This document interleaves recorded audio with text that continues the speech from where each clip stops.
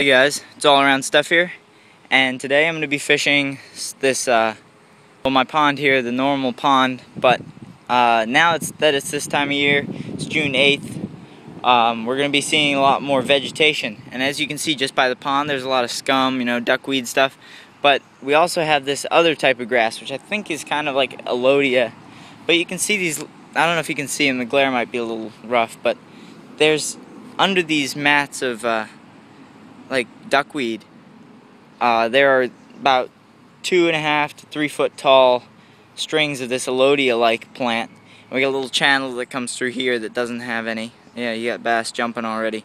They're probably feeding on some fry. So we're gonna get in there. I'll show you what I'm fishing with today. So on this rod, a 20-pound braid medium action rod, just a spinning rod. I'm fishing with a little finesse worm. This one happens to be made by Big Bite Baits. I think it's just the Big Bite Baits finesse worm. This could be a floating frog or anything, but I'm going to fish this over the grass and see if any will come up out of that and eat it. On my flipping rod, I have just a half ounce weight with a Berkeley Havoc Pit Boss on it, 50-pound braid. I could put a frog on this rod, but I don't want to spook the fish because it's sunny out, and yeah, they just probably wouldn't respond as well to the 50-pound braid. So if we head out to some deeper water back there, I'll throw this half-ounce white spinnerbait because the water is a little dingy, and if we spot some bigger fish, I could probably catch them on that. And then also just for fishing along the edges of the grass, I've got this spinning set up with a little swim bait and a 1/8 ounce weight. So we're gonna get going. I'll let you know if we catch anything. Alright, we got our first fish of the day. I don't know how this fish saw a 3.5-inch swim bait, but it did. Right off that weed line. Gosh, there's another one jumping there. I mean, there's so many dinks in here. The clouds came out right about after I finished recording and the bite just shut off. But back that little tiny fish goes. I haven't seen too many big fish. Saw one about maybe 13 inches, but he wouldn't touch anything. So we'll get back to you. Hey guys, we got a bit of a storm coming through right now. It was bright and sunny half an hour ago. But now it's just wet and there's thunder. The wind is howling all of a sudden. I don't know what happened, but I'm under these pine trees. I'm staying kind of dry. Not really. They're doing an okay job. But I might stake it out for a few more minutes. It doesn't look like it's going to pass too quickly though. We'll see. Alright, so I waited for that storm to pass. It's still drizzling a little, just misting kind of. The water dripping from the trees and everything. Came about 45 minutes later. I mean, 7-inch worm caught this tiny little bass and a bluegill. Like, what's going on? Consecutive casts, first 2 casts. But, I mean, that's a tiny little fish right there. Hopefully we can find some bigger fish.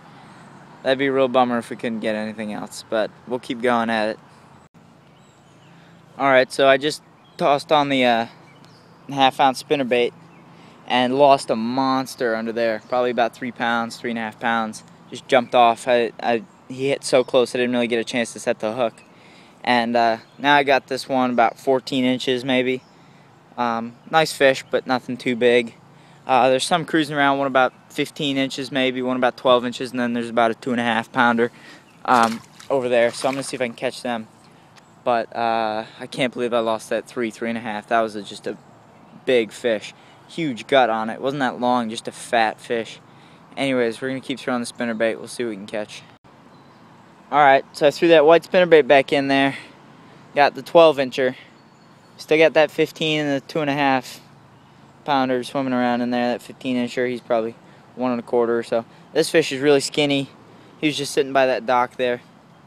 And I just tossed it up right to him, and he followed it for a little while and he hit it. I didn't really even have to set the hook. I just kind of swung him up in one motion, just hook set and swing. Anyways, nice bass. That's number 4 for the day. 2 good ones, 2 dinks. It's raining again. Darn. Alright, we'll get back to you.